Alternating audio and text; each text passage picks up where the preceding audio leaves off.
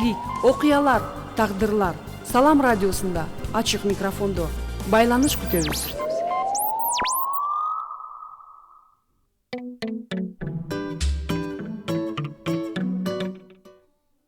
Саламатсыздарбы, урматтуу радио угуучулар жана YouTube каналыбыздын көрүүчүсү. Эфирде ачык микрофон түз берүүсү. Аны мен Чолпон Бердикулова алып барам. Бүгүн биз ар бир бала коргоого жана камкордукка укуктуу деген теманын тегерегинде сөз кылабыз. Негизи ар бир бала ден соолукта болууга, медициналык жардам алууга, каалаган билим берүү мекемесинде билим алууга, жакындары тарабынан камкордукка укуктуу экен. Ал эми алар зомбулукка, турмуштук оор кырдаалдарга кабылса, алардын укуктары корголууга тийиш. Ал эми мүмкүнчүлүгү чектелген, ата энесинен ажыраган балдар да өзгөчө коргоого муктаж. Бул багытта балдардын укуктарын коргоого багытталган мыйзамдардын ошол мамлекеттик органдарда аткарылышы боюнча прокуратура органдары иш алып бараары маалым. Алдыда биз ушул Кыргызстанда балдар кандай укуктарга ээ жана ата эне менен мамлекет кандай милдеттер жүктөлгөнү тууралуу сөз кылабыз. Бүгүн студиябызда конокто Баткен облустук прокуратурасынын коррупцияга каршы аракеттенүү жана мыйзамдардын аткарылышын көзөмөлдөө бөлүм башчысы Салимбек Баапов мырза келип отурат. Саламатсызбы? Студиябызга кош келипсиз. Саламатсыздар. Берүүбүздү баштасак, алгач эле ушул балдардын укуктары жөнүндө кыскача маалымат берип кетсеңиз. Рахмат, урматтуу радио угуучулар. Биринчиден, бала деген ким деп түшүнүп алышыбыз керек. Бала деп жашы 18 жашка толо элек жеткинчектер. Булар биздин Кыргыз Республикасындагы колдонуудагы мыйзамдарда ушулар балдар деп түшүнүлөт. Балдар кандай укуктарга ээ экендиги жөнүндө биздин баш мыйзамыбыз Конституцияда так жазылган. Ар бир бала биздин Конституцияга ылайык, ар бир баланын укугу ал төрөлгөндөн баштап өзү менен кошо туулат. Мисал катары айта турган болсок, ар бир бала төрөлгөн учурда мамлекет ага туулгандыгы тууралуу күбөлүктөрдү берет. Азыркы колдонуудагы социалдык мыйзамдар боюнча аларга сүйүнчүк пулдар берилет, андан ары мыйзам менен жөлөк пулдар чегерилип барат. Ар бир бала 18 жашка толгондо мамлекет тарабынан акысыз түрдө паспорт алып, өзү каалаган окуу жайларга, каалаган жогорку билим берүүчү окуу жайларга тапшырганга укуктуу. Ошондой эле Конституцияда ар бир бала анын дене боюнун, акыл эсинин, руханий, адеп аклактык жана социалдык өнүгүүсү үчүн зарыл деңгээлдеги шарттар менен камсыз болгонго укуктуу. Балдар жөнүндө кодекс боюнча алып карай турган болсок, балдардын укуктарын коргоого кайсы мамлекеттик органдар милдеттүү экендигини биздин жарандарыбыз көбү түшүнбөшү мүмкүн. Муну мен азыр учурдан пайдаланып айтып коеюн. Кыргыз Республикасындагы колдонуудагы мыйзамдарга ылайык ар бир мамлекеттик орган менчигинин түрүнө карабастан балдардын укуктарын коргоо жаатындагы мыйзамдарын аткарышын камсыз кылыш керек. Ошол ар бир өлкөдөгү мамлекеттик органдар же менчигинин түрүнө карабастан жеке менчик ишканалар болобу, булар тарабынан балдарды коргоо чөйрөсүндөгү мыйзамдардын аткарышын көзөмөлдөө бул прокуратура органдарына жүктөлгөн. Биз ушул багытта тынымсыз текшерүүлөрдү жүргүзүп, мамлекеттик органдарда, аткаруу бийлик органдарында балдарды коргоо жаатындагы мыйзамдардын аткарышы канчалык деңгээлде аткарылып жаткандыгын тынымсыз текшерип турабыз. Мыйзам бузуучулуктар аныкталган учурда токтоосуз түрдө чараларды көрүп келебиз. Бул балдардын укуктарын коргоо жаатындагы түшүнүктөр болду да. Анан ушул балдардын арасында балдарга карата болгон укук бузуулар, кылмыштуулуктар боюнча биздин аймакта абал кандай болуп атат? Салыштырмалуу өткөн жылдарга салыштырмалуу азайып атабы, көбөйүп атабы дегендей? Туура айтасыз. Биз жыл жыйынтыкталганда ар бир жылды өткөн жылга салыштырып, балдардын арасында жасалган кылмыштарды, анан балдарга карата жасалган кылмыштарды, укук бузууларды талдап келебиз да. Мен муну статистикага токтолордон алдын, эгер уруксат болсо, балдардын жосунсуз аракеттери менен жоопкерчиликке тартуу курактары жөнүндө дагы бир аз түшүндүрмө берип кетсем. Кыргыз Республикасынын кылмыш жаза кодексинин талаптарына ылайык 18-16 жашка толгон балдар жалпы негизде кылмыш жаза кодексинде көрсөтүлгөн кылмыштарды жасагандыгы боюнча кылмыш жоопкерчилигине тартылат. Бул 16 жашка толгон балдар жалпы негизде. Ошол эле кодексте балдарга карата өзгөчө дагы басым жасалып өзүнчө бөлүнүп көрсөтүлгөн. Бул жерде 14 жашка толгон балдар кээ бир статьялардагы кылмыштар жасагандыгы боюнча, оор статьялардагы кылмыштар жасагандыгы боюнча 14 жашка толгондо жоопкерчиликке тартылат. Буга кайсы статьялар деп бөлүп айта турган болсом, 1-2 мисал келтирип коеюн. Зордуктоо фактысы, киши өлтүрүү фактысы, өзгөчө оор кылмыштарды жасаса ушуга окшогон. Ошол учурда балдар 14 жашка толгондон баштап кылмыш жоопкерчилигине тартылат. Калган негиздер боюнча 16 жаштан баштап тартылат. Баарыңыздарга маалым болгондой 2021 жылдан баштап Кыргыз Республикасында укук бузуулар жөнүндө кодекс колдонууга киргизилди. Ушул кодекстеги түшүнүктөргө ылайык 16 жашка толгон балдар укук бузуу жасагандыгы үчүн жоопкерчиликке тартылат. Укук бузуу жөнүндө кодекстин талаптарына ылайык. Бул жерде балдарга жалпы негизде жоопкерчилик каралып бара берет дагы ушул кодекстин талаптарына ылайык. Камак менен байланышпаган гана жазалар жалпы негизде колдонулат да. Анан айып пул деп бөлүнүп көрсөтүлгөн. Буларга айып пулдун өлчөмү ошол кодексте көрсөтүлгөн өлчөмдөн 50% ашпаш керек да. Мисалы үчүн кодексте 1000 сом деп көрсөтүлгөн болсо, ошо балдарга ошонун 50% 500 сом боло турган болсо, балдарга ошонун 500 сомдон ашы салынбаш керек. Укук бузуу жөнүндө протоколду толтурган мамлекеттик органдын кызматкерлери ошол укук бузуу жасаган баланын аракет жасаган учурда айып пулду төлөө мүмкүнчүлүгүн аныктап чыгып, эгер ошол баланын айып пулду төлөөгө мүмкүнчүлүгү жок деп аныктаса, ошол айып пул ошол балдардын ата-энелерине салынат. Бул кодекс буга жол берет. Ошондуктан ата-энелер балдарды укук бузууга жасабаганга мамлекетке өз салымдарын кошуш керек деп айтып кетким келет. Анан ошол абалга токтолсоңуз, 2022 жылы канча балдарга карата укук бузуулар катталды? Бул боюнча айта турган болсом, биз 2022 жылды жыйынтыктаганда отчет менен талдоо жүргүздүк. Ошол жерде балдарга карата жасалган кылмыштарды, анан балдар тарабынан жасалган кылмыштарды бөлүп караганыбызда, бул балдар тарабынан жасалган кылмыштар же балдарга карата жасалган кылмыштар кескин түрдө өскөндүгүн көрүүгө болот да.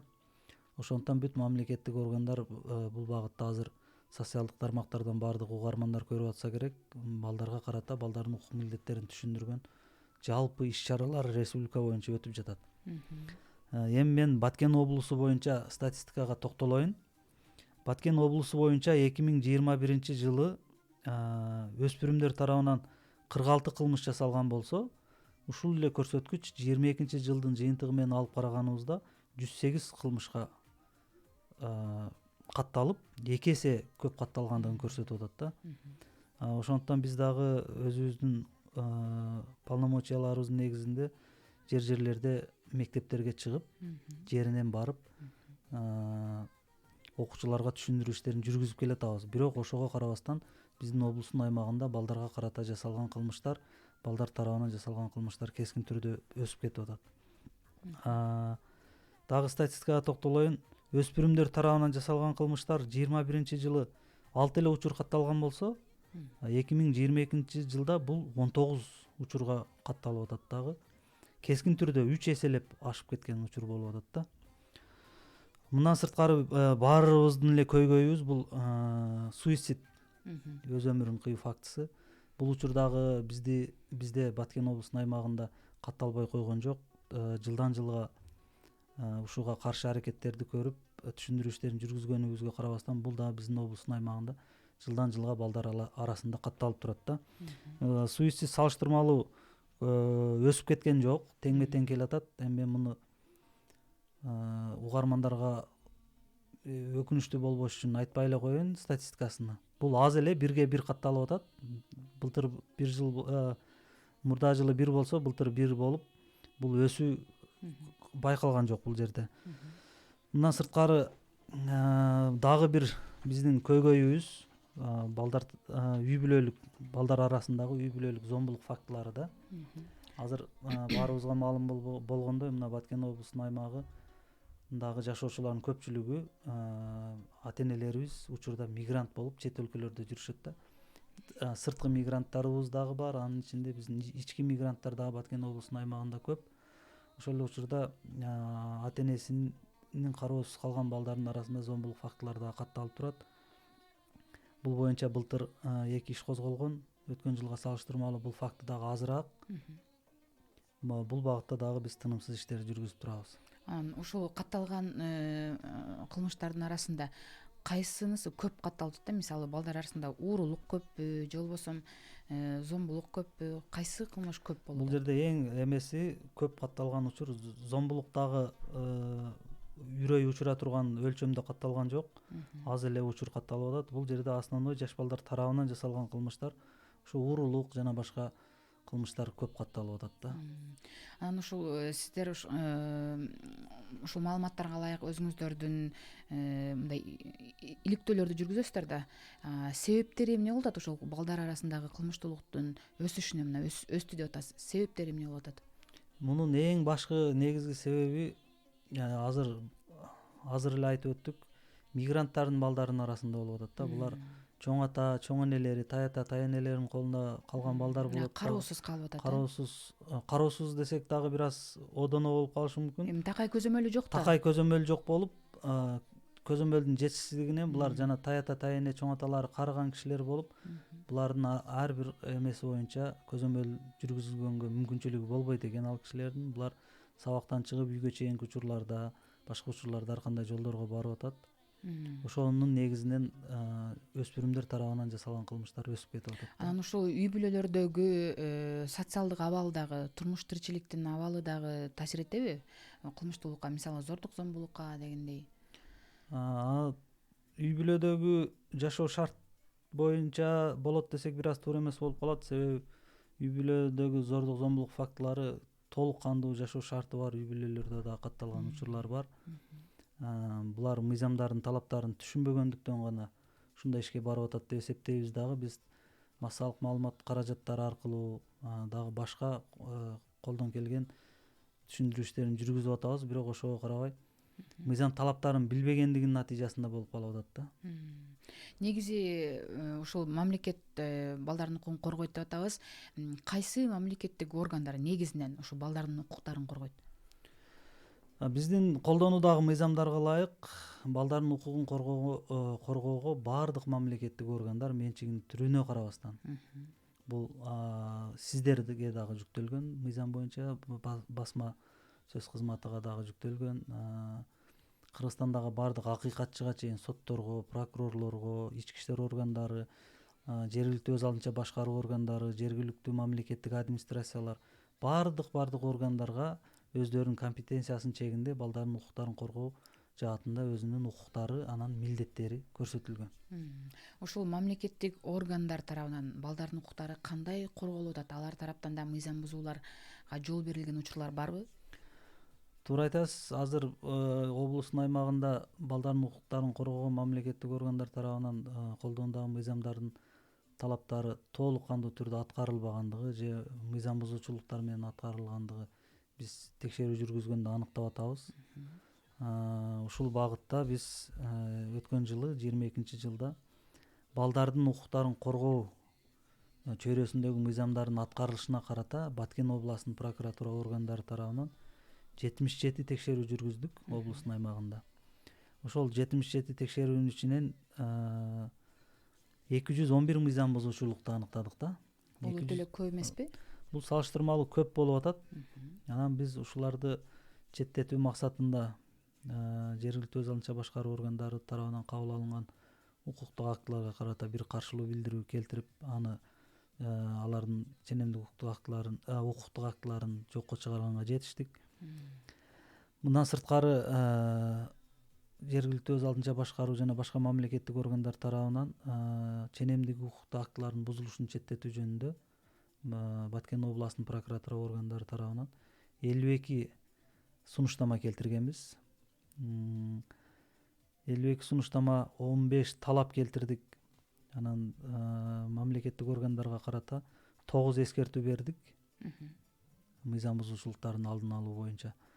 Биз Баткен областынын прокуратура органдары тарабынан келтирилген прокурордук актылардын негизинде жалпы облус боюнча 50 мамлекеттик кызматкер ар кандай тартиптик жазаларга кириптер болушту. Булар ошондо кандай укуктук бузуулар, мисалы балдардын жөлөк пул алуудагы укуктары чектелип атабы же кандай багыттагы укук бузуулар көп? Бул жерде жөлөк пулдуку дагы бар, анан балдардын укуктарын камсыз кылуу чөйрөсүндөгү мыйзамдардын талаптарын аткарышпайт да көпчүлүгү.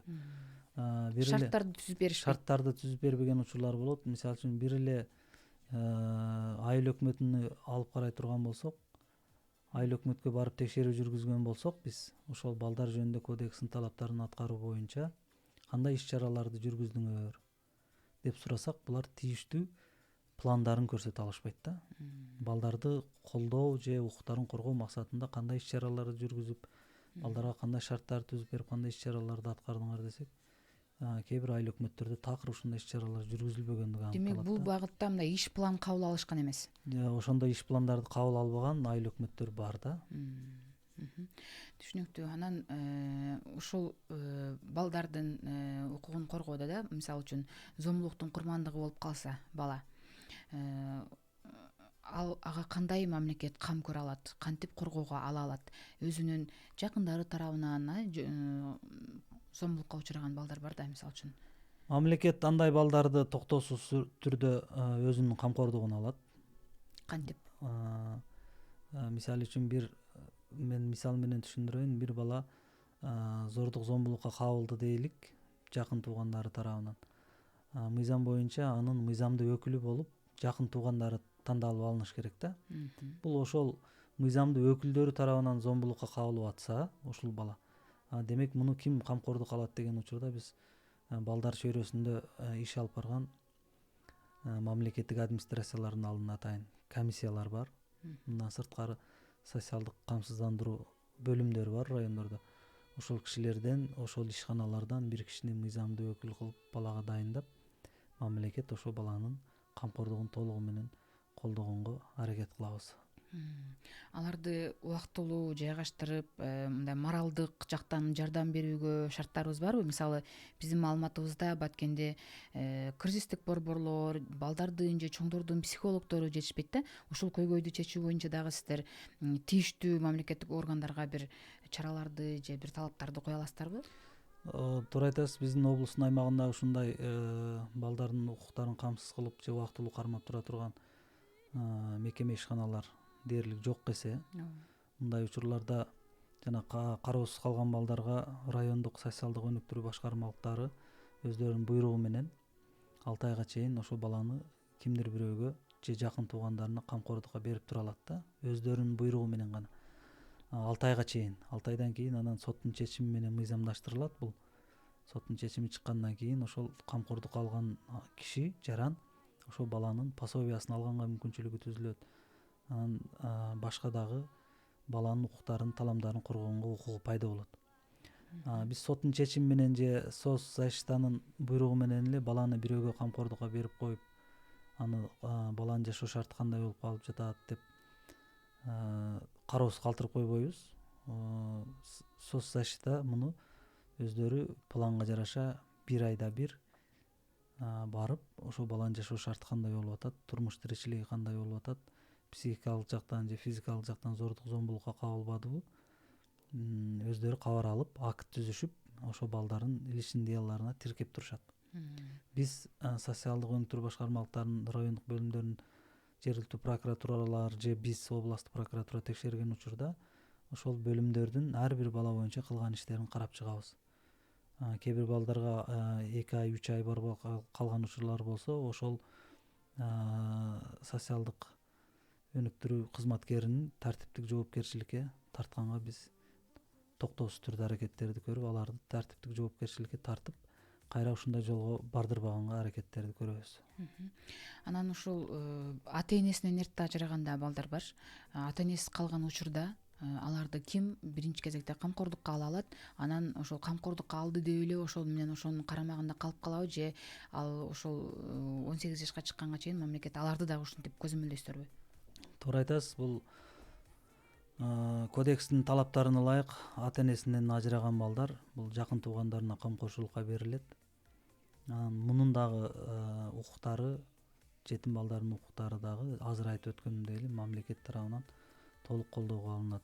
Турак жай жөнүндө кодекс бар, балдар жөнүндө кодекс бар. Ушул кодекстин талаптарын аткарылышы боюнча биз такай текшерүүлөр жүргүзүп турабыз. Кайсы жергиликтүү өз алынча башкаруу органы, кайсы жергиликтүү мамлекеттик администрациялар кандай иш аракетти көрүп жаткандыгы боюнча.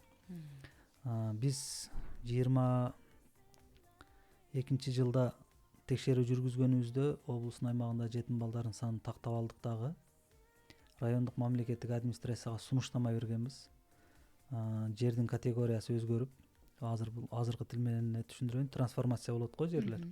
Багыт өзгөрүп, турак жайга өзгөргөн айыл өкмөттөрдө жетим балдарды тактап туруп, акимге сунуштама бердик.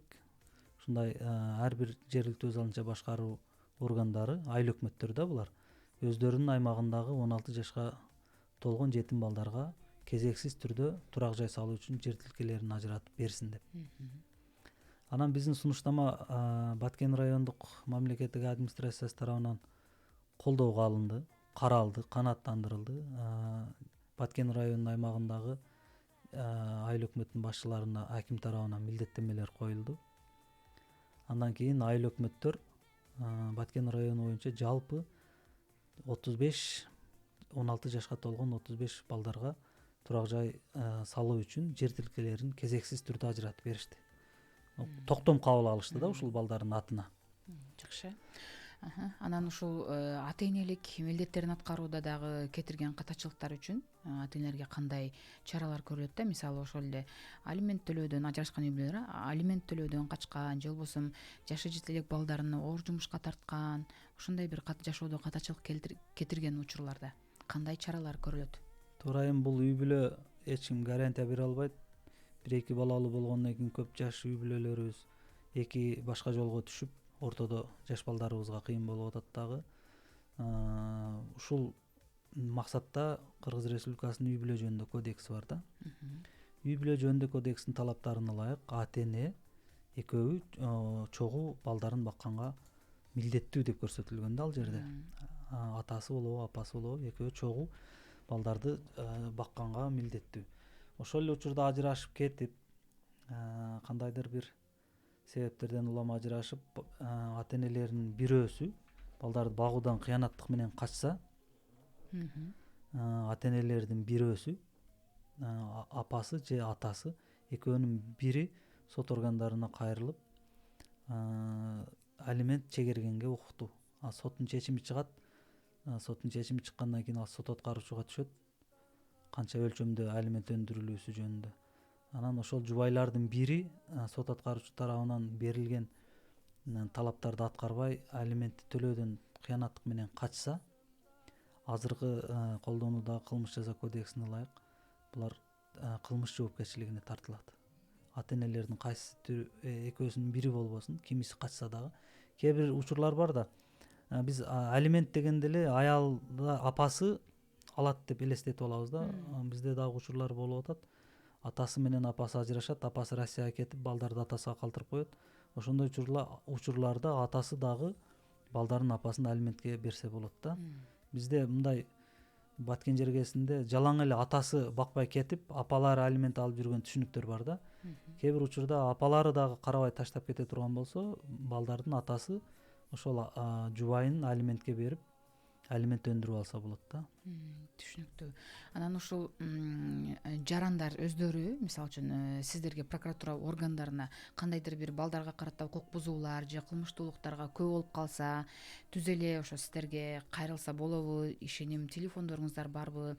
Жарандардын түз кайрылуулары менен иштейсиздерби же сөзсүз түрдө сиздерге чейинки ушул мамлекеттик органдар иш алып барып, анан сиздерге жыйынтык боюнча эмне? Жок, бул жарандар кандайдыр бир мыйзам бузуучулуктарды же үй бүлөдөгү балдарга карата жасалган зомбулуктарды байкап калышса, токтоосуз түрдө биздин ишеним телефонго, областтык прокуратуранын же ошол жердеги прокуратуралардын ишеним телефондоруна чалса, токтоосуз түрдө чараларды көрөбүз.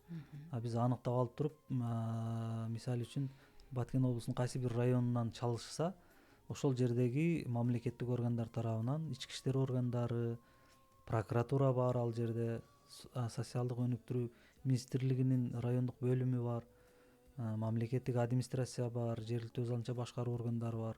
Ошолордун баардыгын жасаган ишин анализдеп, алар эч кандай чараларды көрбөгөн болсо, биз алардын үстүнөн чараларды көрөбүз. Эгер бул учур биринчи жолу катталып, жанагы мен атап айтып кеткен мамлекеттик органдар ал боюнча кабардар болбосо, биз арыздарды ошол жака жиберип, ошолорду жеринен карап, жеринен чечтиргенге аракет кылабыз.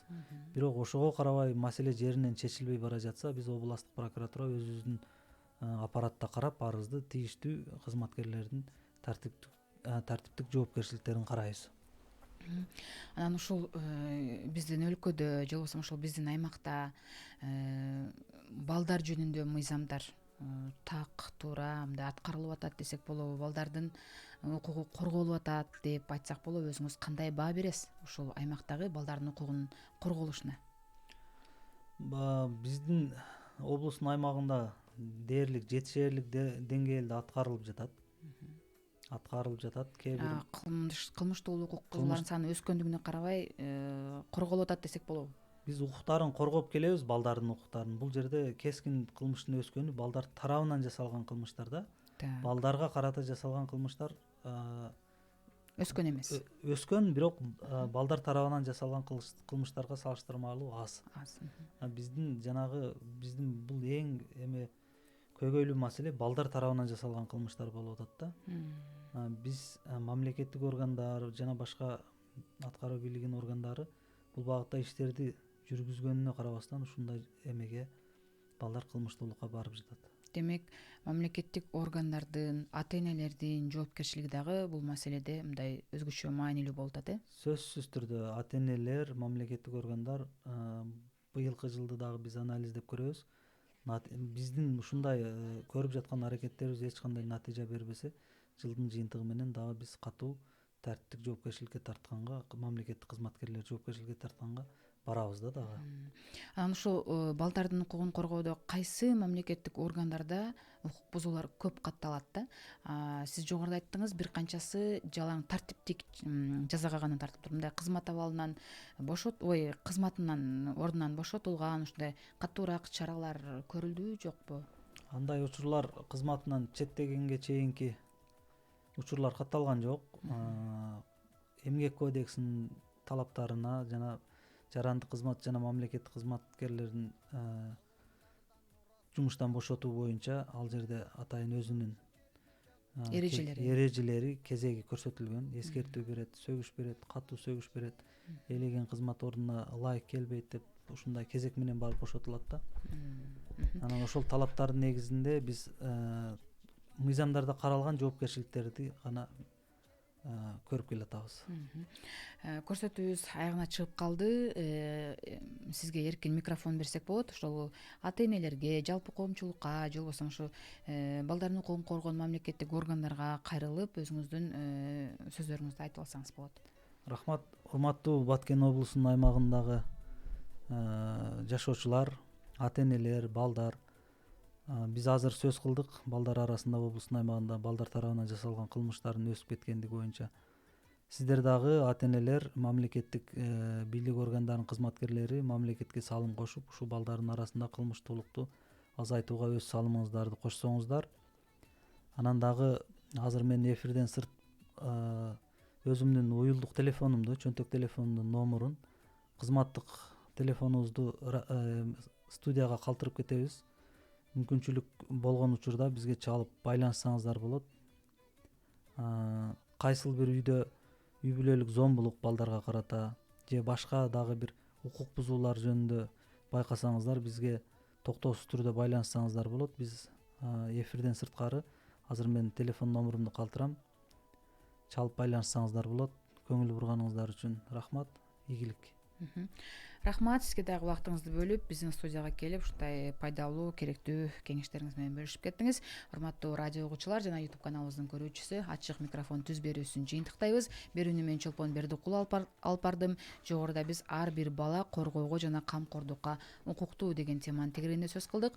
Студиябызда бүгүн конокто Баткен облустук прокуратурасынын коррупцияга каршы аракеттенүү жана мыйзамдардын аткарылышын көзөмөлдөө бөлүм башчысы Салимбек Бапов мырза конокто болду.